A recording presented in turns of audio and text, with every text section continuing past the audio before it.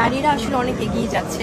2025 সালের অনেক অনেক শুভেচ্ছা এবং ভালোবাসা। কারণ আমার এই প্রিয় মানুষগুলো, এই প্রিয় সাংবাদিক ভাই বোনদের সাথে আমার যখনই দেখা হয় আমার কাছে মনে হয় যে খুব উৎসব মুখর একটা পরিবেশ তৈরি হয়। আজকেও ব্যতিক্রম না। আজকে এত এত ক্যামেরা, এত এত সব সম্মানিত সাংবাদিকরা আছে, খুবই ভালো লাগছে। আর আজকে আমরা সব একসাথে হয়েছি এশিয়া জুয়েলসের গোল্ড প্লেটেড জুয়েলারির প্রথম ওয়েবসাইট লঞ্চিং প্রোগ্রামে।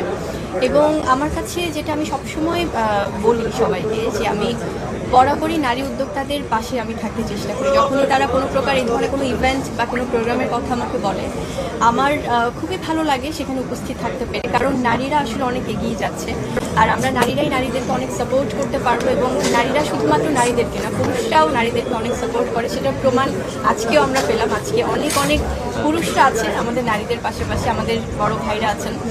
দাদার সাথে আমার অনেক, যে প্রতিদিন আমরা খুব র্যান্ডম কাজ হচ্ছে তা না, বাট যখনই কোনো এক্সক্লুসিভ প্রোগ্রাম হয় তখনই দাদা আসলে আমাকে নক করে যে আমি ফ্রি আছি কিনা বা আসতে পারবো কিনা, এবং এত দারুণ করে প্ল্যানিং করে যে আসলে না আসে পারিই না। তো সেখান থেকে আজকের প্রোগ্রামটাতে এভাবেই আসা। আর আমাদের পাশে তো আরও আছে, সোহাগ ভাই আছেন আমাদের অত্যন্ত জনপ্রিয় কোরিওগ্রাফার।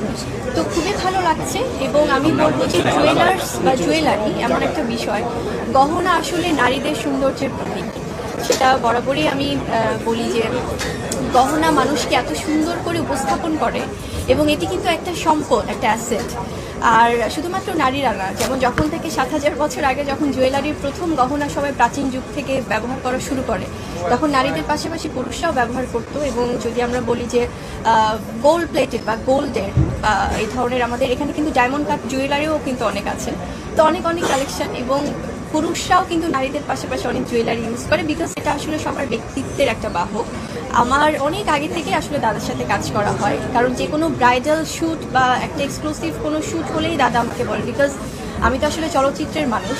সো চলচ্চিত্রের শুটিংটা নিয়েই স্বাভাবিকভাবেই ব্যস্ততা থাকে।